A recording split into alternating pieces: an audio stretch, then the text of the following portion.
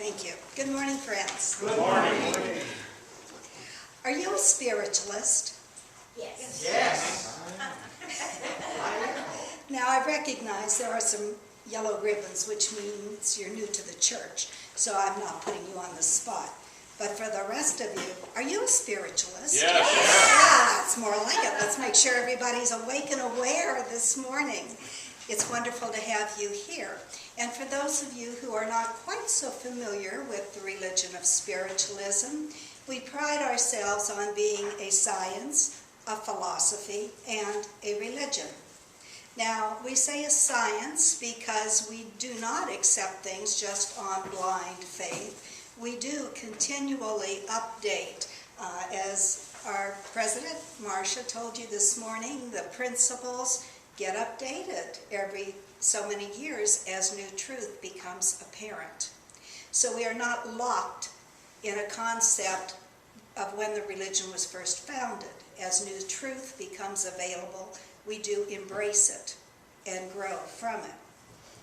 We also know that there are still scientific studies going on in universities around this country and around the world, proving that continuity of life is a fact, that we are here in a physical body because that is what we need to exist on this earth plane, but we are spirit first. And even after the physical body gets tired and disintegrates, the spirit, if anything, grows stronger than ever. We know as spiritualists that not only does life continue, but we're not just sitting on a cloud playing a harp. We know we're still going to be very actively involved with this physical world and the world of spirit. We know we are going to be able to come back and lovingly watch over our friends, our family, our neighbors. We know that we are going to be able to come as close as we want and as close as they will allow us. We know, while we're still here on the physical, that we are surrounded by that wonderful healing light and the unconditional love of God, whom we call infinite intelligence. We have good-hearted discussions sometimes about if God is female or male, and we often have very good reasons why it must be one or the other. And yet in reality we know God is bigger than that. That's why we say infinite intelligence. Infinite without end. Never, ever ending. And the intelligence is so far beyond our comprehension. I don't know of any one of us that could say, oh, I made that, I created that. And yet we know that every living thing that exists in our world is the creation of infinite intelligence. Sometimes people get a little overwhelmed by that. It's just so big. It's almost more than we can wrap our minds around. But oh friends, if you let yourself go, you can be so much a part of that wonderful community of God. What more could we ask? Now, often people come into our churches for the first time because they've heard we do fortune telling. We don't do fortune telling. We bring continuity of life. We bring someone that you will recognize. We want you to know life continues. And when spiritualism was in its heyday, it helped people through terrible, terrible times. There have been so many wars that people have been involved with. And to lose a loved one through any tragic passing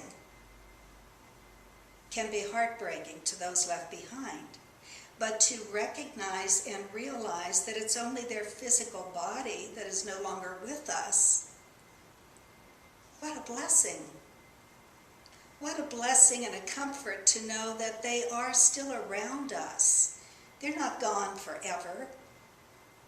We know they're all around us, and we know when our time comes, and we're not supposed to rush it, but when our time comes, we're going to be together with all of our loved ones again. What a wonderful blessing is that. We call ourselves a philosophy, and we are following that philosophy of personal responsibility and natural law. You know, people come in again and think, well, this is great. Nobody is pounding the Bible and telling me this passage and I better or else. This is a piece of cake.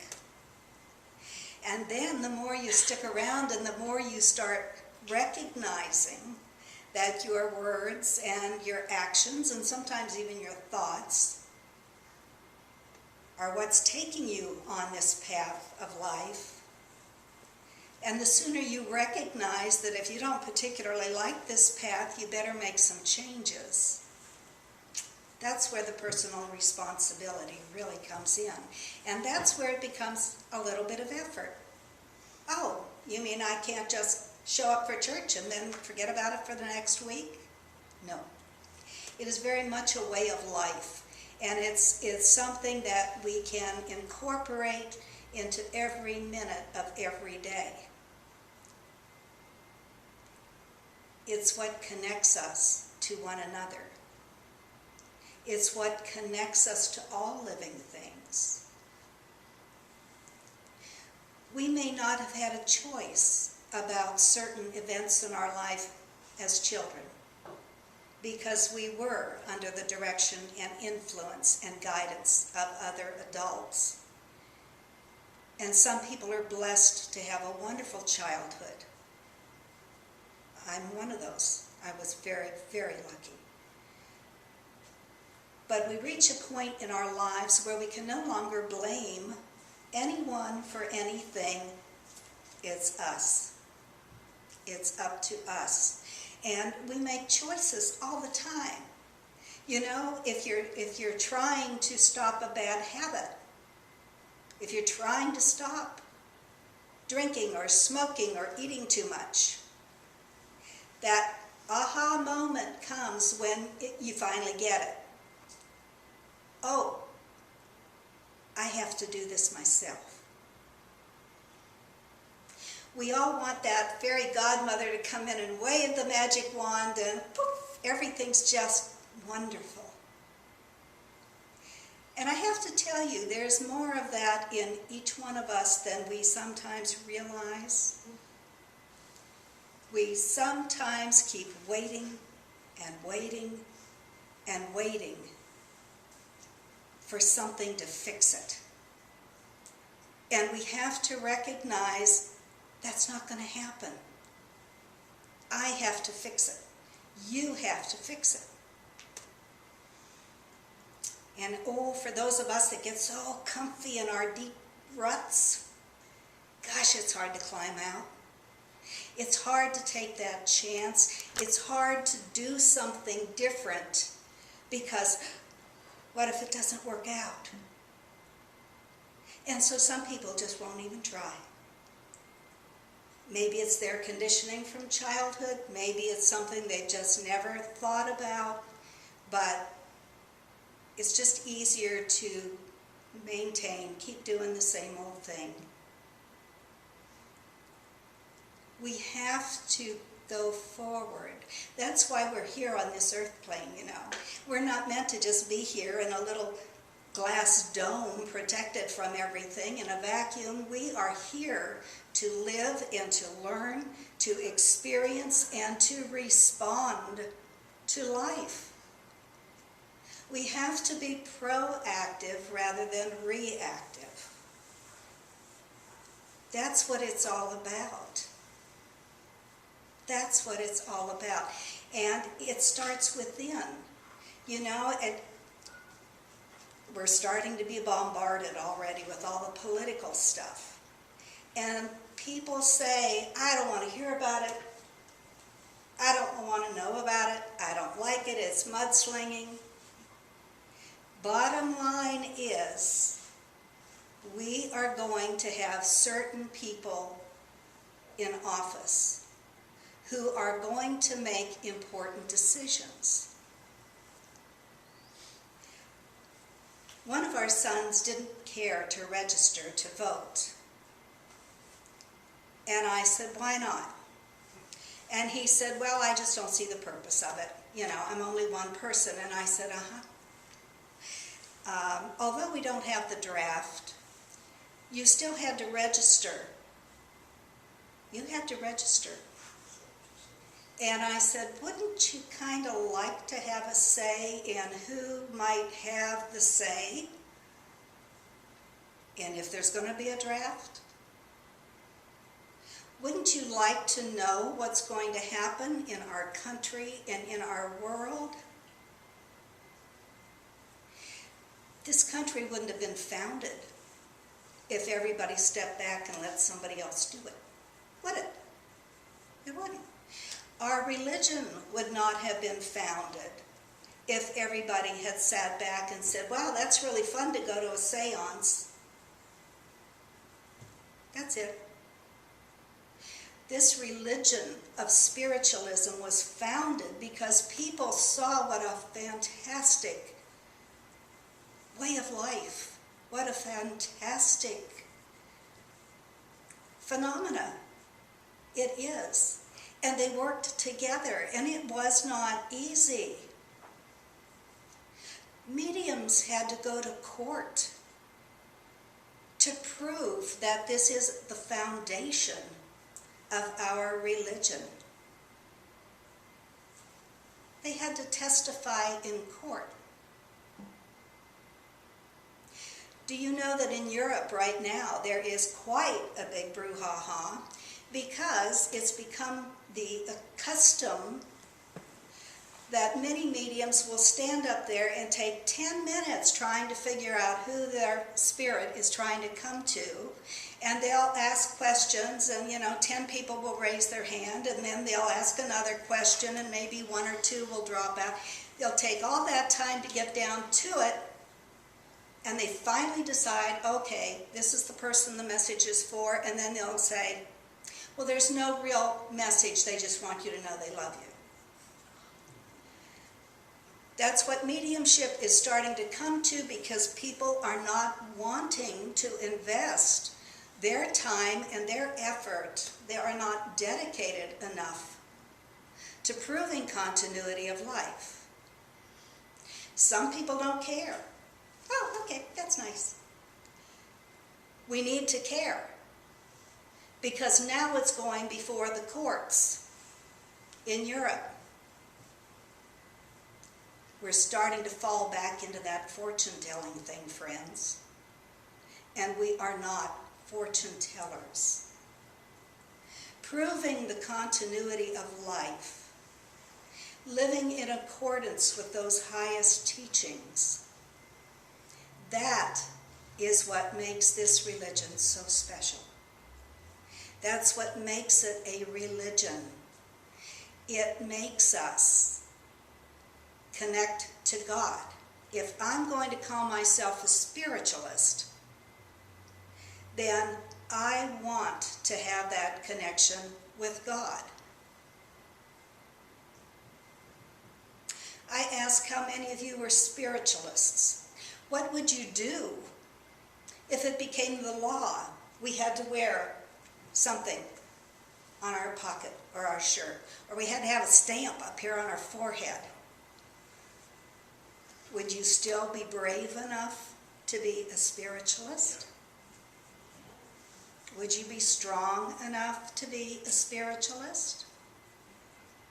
Now, I have to say, some religions not only encourage but require their members to go door to door, demonstrating, preaching, talking about their religion. And I have often said, I'm really glad the Spirit and spiritualism does not require us to do that. But we can do it voluntarily. I and many other spiritualist ministers and teachers Do go to local colleges.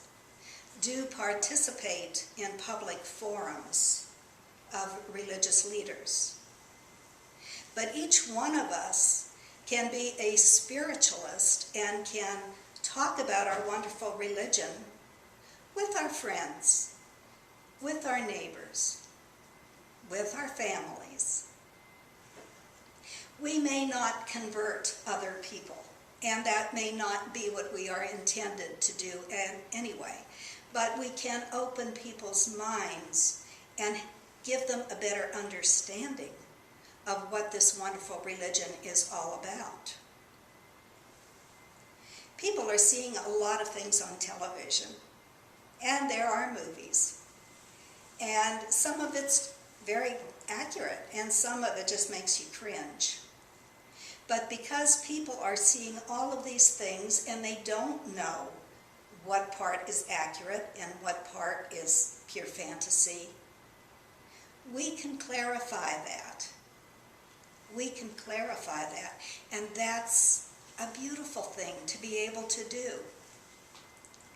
I look around here and I see those of you who are spiritualists, and I know certain things you've gone through. I know certain things Ron and I have gone through, and we know in our hearts we might not have made it if we didn't have that knowing that we do not walk this path alone, that Spirit loves us unconditionally.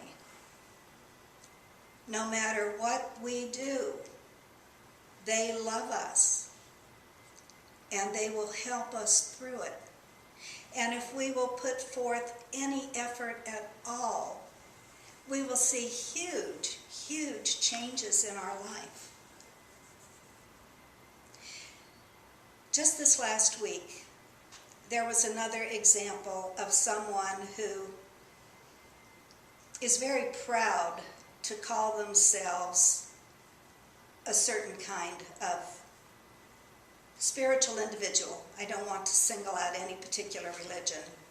And they're very vocal about it all the time. And they're always very proud that they're really part of that particular religion. And yet they live their life dreadfully. They brag about taking advantage of someone in a business deal. Or they brag about getting back more change than they should have when they made a purchase. They think that's great. And you know yourself, if somebody does that, you can't help but think, if that's what that religion is about, I don't want any part of it. And we know there are bad apples and fantastic people in all religions. There's no question. But the bottom line is, if you're going to make it known what your beliefs are, then live up to them. And be that shining example of what spiritualism can be. You know, it's really sad. We have the most packed churches if we have a funeral or a memorial, and sometimes a wedding. And when we speak to someone, a congregation, and we know there are many people in attendance who are not spiritualists, and yet we give the spiritualist service because we're honoring either the people being married or the person being buried. And afterwards, people will talk to us and say, wow, I never realized that this is a real religion. Yes, folks, we are a real religion. And I would trust and hope that you would go out of your way to explain to people how wonderful it is. And reassure them that of course, we worship God. Of course, we give thanks for our blessings. Of course, we recognize we have to do our part. I wish we had fairy godmothers, boy, there's just a whole list of things I could assist or have a little assistance with. Growing up on Disney movies didn't help. Ron would much rather I be a better housekeeper, and I keep saying, well, I'm still waiting for the squirrels and the chipmunks and the bluebirds to come in and take care of it all. Hasn't happened yet. We have spiritual healing. We have natural law. And we have the continuity of life. We follow the golden rule. This religion is truly a way of life. If you will embrace it, if you will take it as yours, you'll never be alone again. The infinite Creator, Spirit, is always with you. Thank you. God bless.